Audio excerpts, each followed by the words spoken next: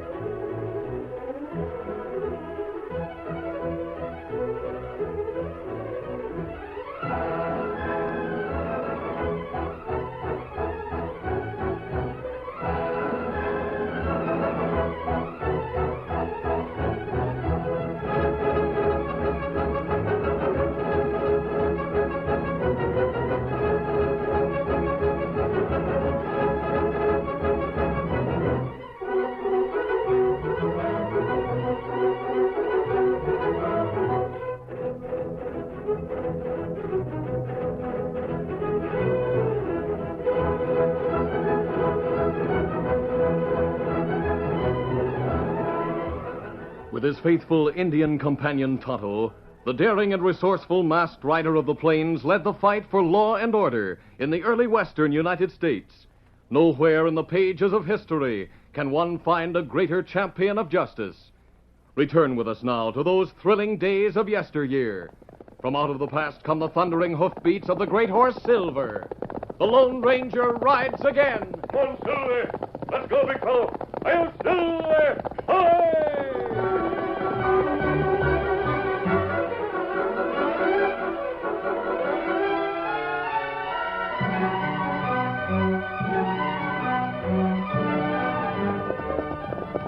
As Silver and Scout leaped the railroad tracks and raced to the top of the rise beyond, the Lone Ranger and Tonto could see the source of the red glow in the sky. A ranch house in the valley was in flames. Silver and Scout thundered down the slope toward it. You know who lives there, Tonto? Fellow named Edgar. Him raised plenty good horses. I don't see any horses in the corral. Oh, that's right. I don't see anyone around at all. Kimasabi, you look in front of ranch house. They're man on ground. Yes, that's a woman lying near him. Come on, Silver! Get him up, Scout. A moment later, the masked rider and the Indian were reining up beside the unconscious Scott Edgar and his wife. Go, easy. Easy, Scout. Easy, fella. Man wounded. See what you can do for him. I'll take a look at the woman. She's still alive. Bullet, policeman, Scout. Now to fix it. Oh, don't be frightened. Frightened? Is it still... Oh, my baby. I gotta get him out of there. I won't let you stop me. Haven't you done enough? Your baby's in that building. I told you so. Oh, Daddy. You didn't tell me. Tonto and I just arrived. Where's your baby? In the bedroom, beyond the living room. You're not in condition to do anything. I'll try to find him. There's a chance I can get in through one of the rear windows. Oh, please. The Lone Ranger ran to the rear of the burning ranch house. The flames were being driven by the wind toward the front, and although smoke was pouring from the open windows, the masked man didn't hesitate. He climbed in. Inside, it was impossible to see anything. The smoke bit into his nostrils, and he tried not to breathe. He groped his way forward. His hand touched a bed. This was the room. Then a tongue of flame shot through the open door, and at the same moment, he heard a plaintive cry from the far corner. The baby was lying in a cradle. Quickly, the Lone Ranger wrapped a blanket around it and started back for the window. In another moment, he was outside, and when he reached the front of the house, Mary Edgar came running toward him. You found him. Oh, thank you. Let me take him. Of course. He hasn't been hurt. Danny. Oh, as long as you and your daddy are safe, I don't care about anything else. There's no chance of saving the ranch, Mrs. Edgar. I don't care. What happened? Outlaws like you, but brutal, cruel. Garrett's gang. You're sure? Scott recognized him. It was Barney Garrett, all right. He didn't come here simply to burn you out. No. He wanted our horses. And his men took 'em, all of 'em. Mrs. Edgar, believe me, I'm not an outlaw. I don't care if you are or not. You saved my baby's life. And for that, I'll be eternally grateful. Mary. Oh, that's Scott. I must go to him. Hey, sitting up. The Indian vanished his head while you were inside. Oh, Scott. Scott, look. It's Danny, and he's safe. Oh, I'm glad. And this was the man who saved him? Yes. The Indian's been telling me something about him. The big white horse he rides. His name is Silver. Silver? And the Indian's name is Tonto. Well, then he We're must your be... friends. We want to help you.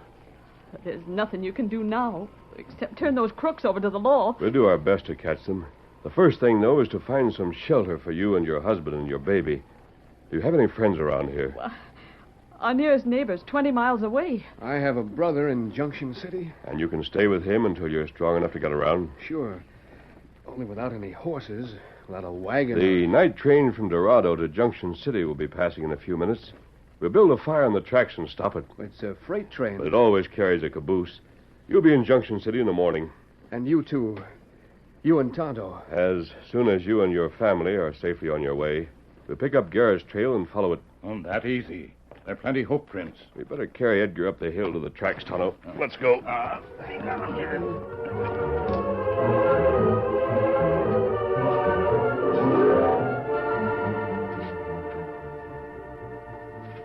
Scott Edgar was carried up the hill to the railroad tracks, and a bonfire was lit in the middle of the right-of-way.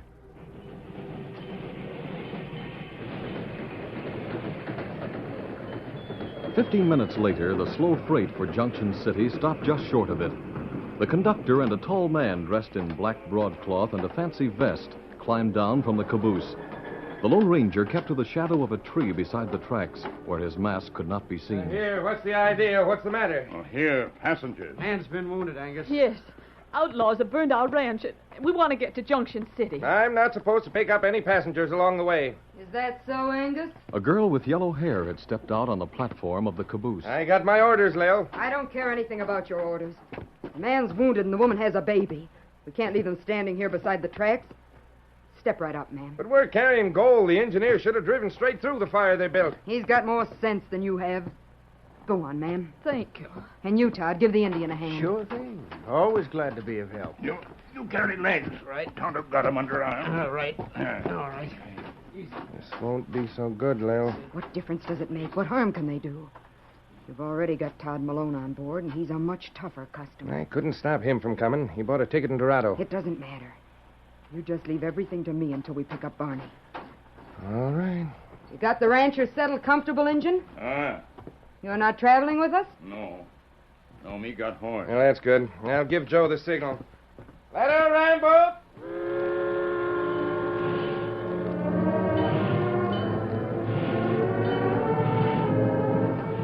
Tonto joined the Lone Ranger at the side of the tracks as the train pulled away. Tonto, the girl with the light hair. You've been in Dorado. Have you seen her there? Ah, her singing cafe. And the man in the broadcloth suit. Oh, him gambler. Call him Todd Malone. People in El Dorado like him. I heard the girl talking to the conductor. For some reason, he didn't want to take Mr. and Mrs. Edgar along. Oh, him have orders. That wouldn't explain what he said to her. There's gold on the train. Barney Garrett's gang is somewhere in the hills between here and Junction City. And better we find him quick. Yes. Here's Silver. Here, Scout. Which way do we go? Well, them right east. Todd'll show you way. Easy, big fella. Come on, Silver. Get him up, Scout. The Lone Ranger and Tonto were soon far ahead of the train. The grades were steep through the hills, and on every one of them the locomotive slowed to a walking pace as it reached the top.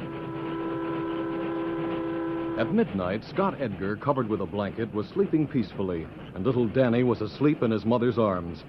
The conductor was out on the platform, and Lil was making coffee. Todd Malone stood beside her.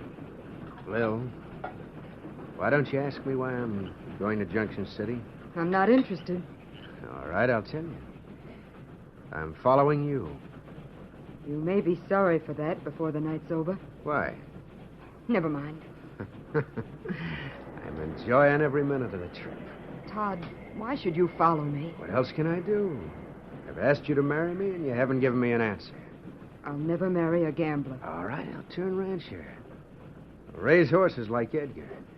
Maybe I'll help him rebuild his place and go into partnership with him. I have the money, he has the experience. What do you think of that? It's a good idea for both of you. What about both of us? How we should forget about us. For good? For a little while, Todd. I've asked you to do that before. Yes. But you haven't given me any reason. So I can't. Todd, will you do me a favor? What? The train's slowing down.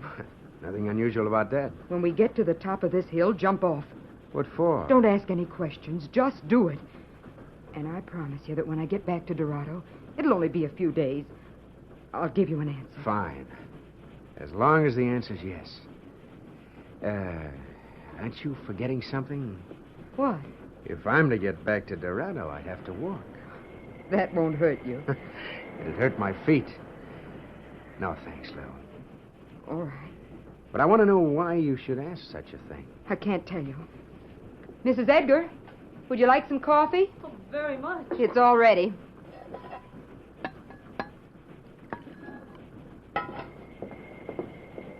Here you are. Thank you. You want me to hold the baby while you're drinking? No, I can manage. He's sleeping so nicely, I don't want to disturb him. I wish you'd tell me a little more about the man who saved his life. It wasn't the Indian. No, But we didn't see anybody else around when we stopped. he wasn't very far away. Why should he hide? He isn't an outlaw, is he? Oh, no. As a matter of fact, he's a good friend of the sheriff in Junction City. He's going to try and find the men who burned our ranch. And why should he be so mysterious? I'm sorry, I can't tell you anymore. Now, listen. Conductor's talking to somebody. Somebody who just climbed aboard.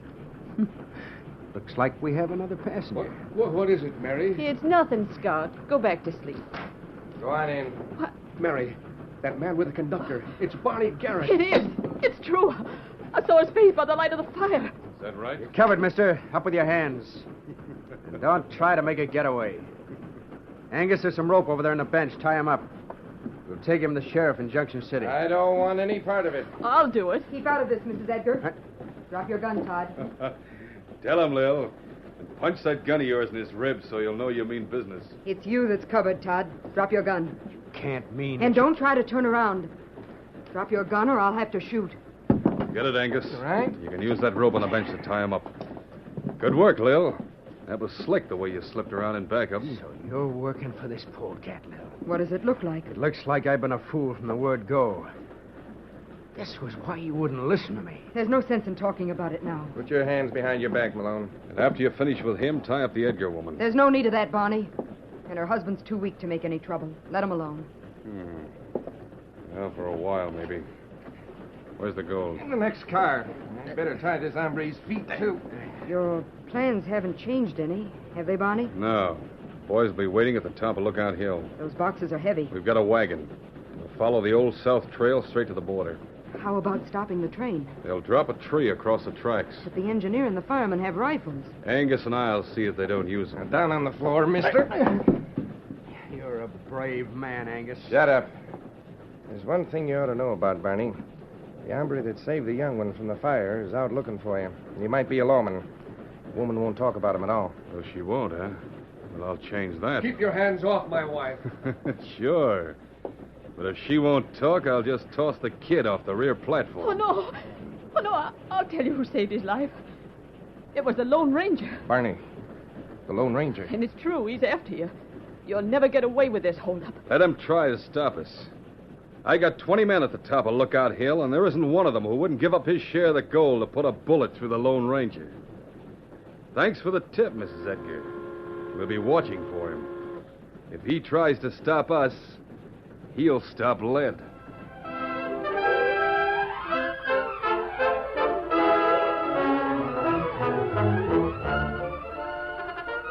The curtain falls on the first act of our Lone Ranger story. Before the next exciting scenes, please permit us to pause for just a few moments.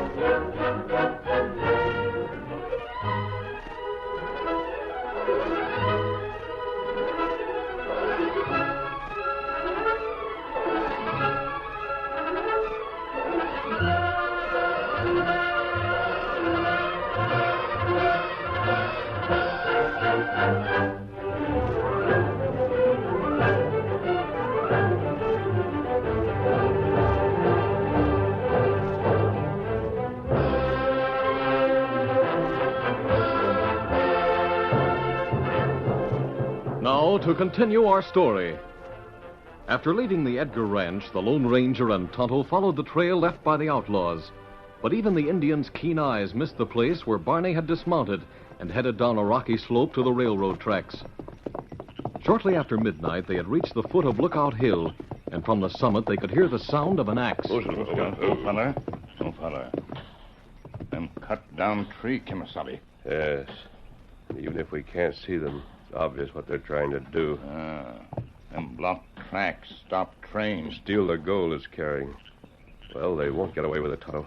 And what we do? First, we'll keep to the cover of the trees and ride to the top of the hill. We'll have to find out how many of them there are. There may be 50 horses. There aren't that many riders. Maybe half not carry rider. They're leading the horses they stole from Edgar.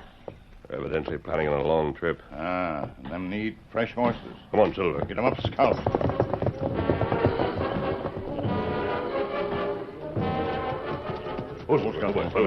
From the cover of the trees at the top of the hill, the Lone Ranger and Tonto watched the outlaws as they chopped down a great pine.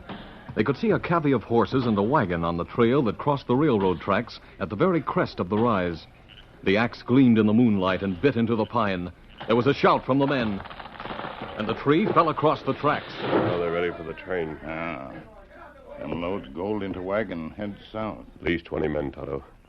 You see Barney Garrett anywhere? No, me not. Neither do I. He'll be around for the holdup, though. Junction City's only 10 miles away. You better ride and get the sheriff. Tonto, do that. And you wait here? Yes. You should be back in time with the sheriff and his men. It'd be a fine thing if we could catch these crooks red-handed. Let them hold up train? Let them start. But if you haven't returned by the time the train rounds the bend at the bottom of the hill, I'm going to warn the engineer. Train, stop. Outlaws ride down to meet them. But the roadbed's narrow. A cliff on one side and a sheer drop on the other. They'll make good targets. Well, you better get started, Kimosabe. Get them up, Scout.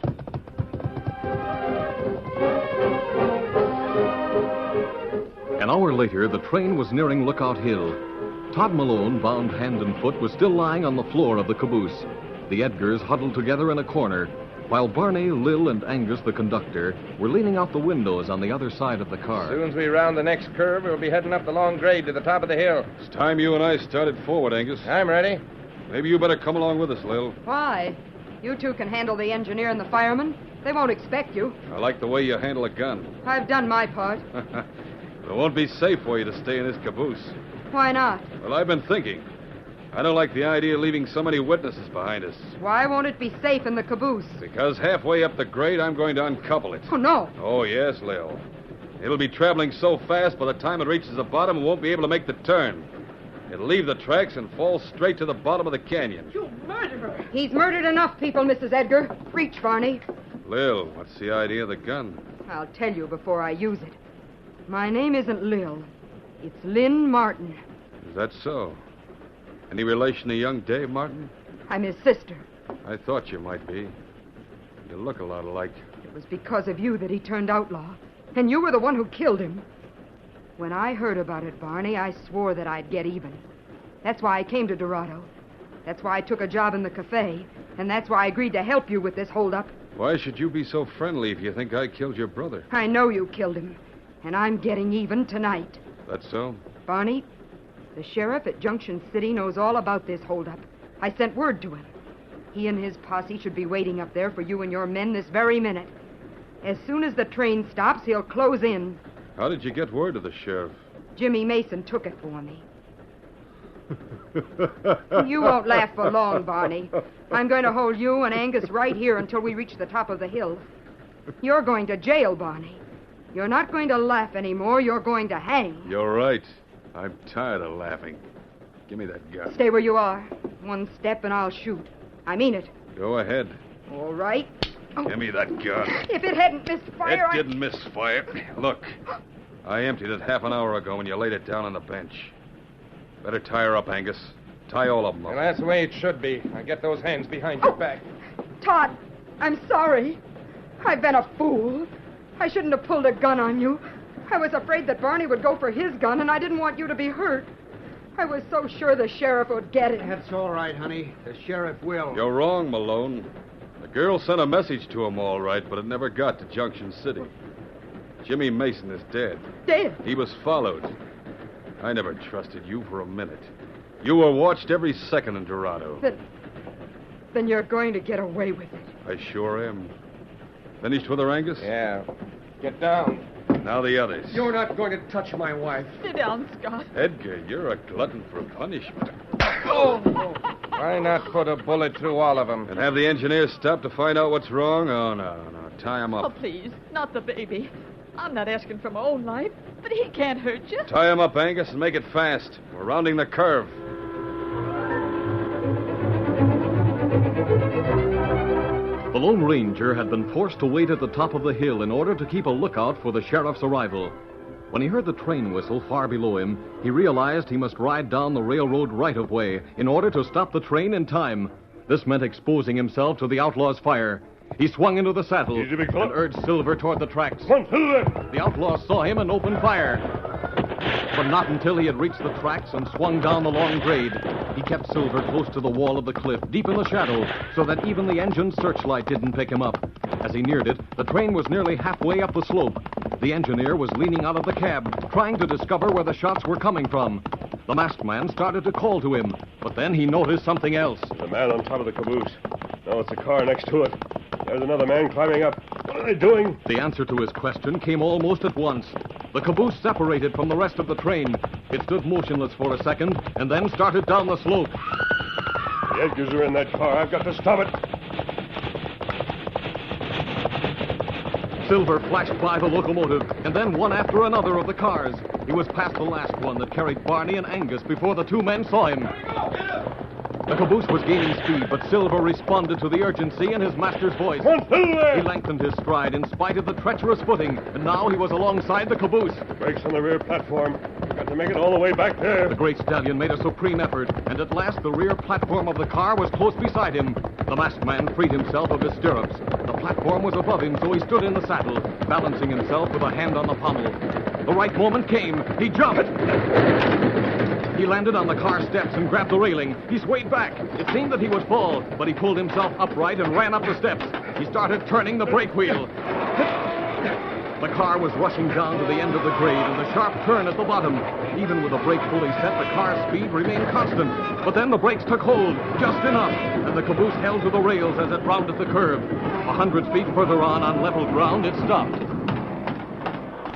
It's the masked man. My baby, is he all right? On the bed? Yes, Mrs. Edgar, he seems to be. It's all right now, isn't it, young fellow? Yes, I'll just set you down nice and easy. There. I get those ropes off you, Mrs. Edgar, first. Who were those two men I saw on top of the car? The one next to this one. Barney Garrett was one of them. And the other was Angus McCready, the conductor. There you are, Mrs. Edgar. Oh, thank you. Oh, Danny. Danny, boy. Now, what's your name? Lynn Martin. The conductor's working with Garrett, isn't he? Yes. Lift your hands up a little. There. Good.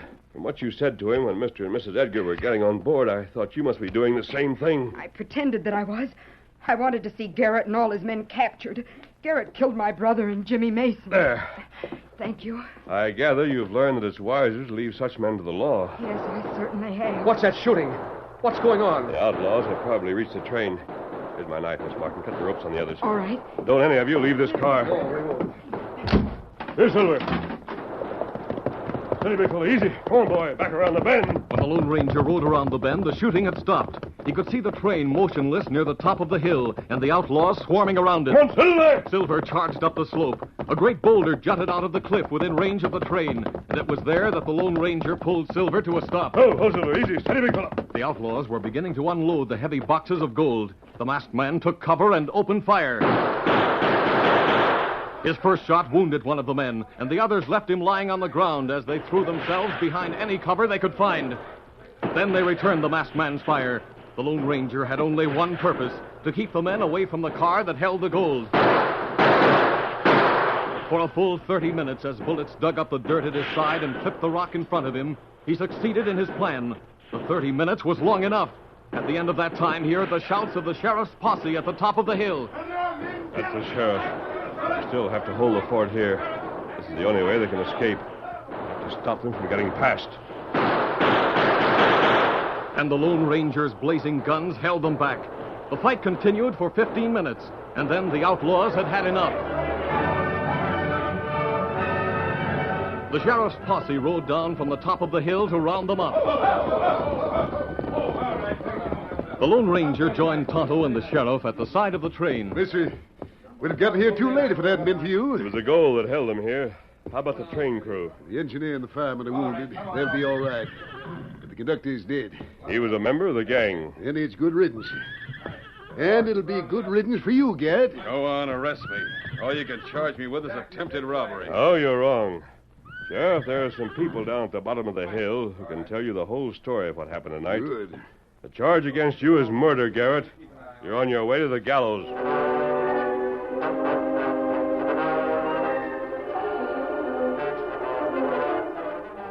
By morning, the tree had been lifted off the tracks and the train had backed down the grade. The caboose had been hooked on once more. Scott and Mary, Lynn and Todd watched the rising sun as they cleared the top of Lookout Hill. A new day, Todd. For all of us, honey. Is it a deal, Scott? Are we going to be partners? We sure are. And we owe it all to one man. Our future, our very lives. Oh, Danny boy. You won't remember last night, but I'll tell you about it. And you'll be proud to say that once upon a time you met the Lone Ranger.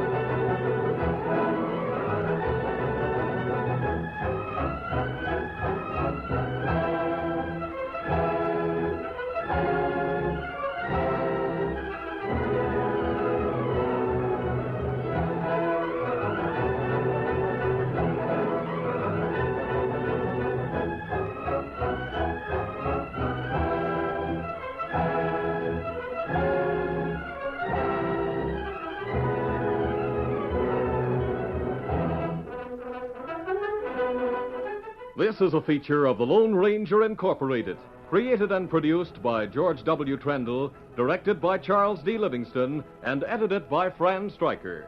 The part of the Lone Ranger is played by Brace Beamer.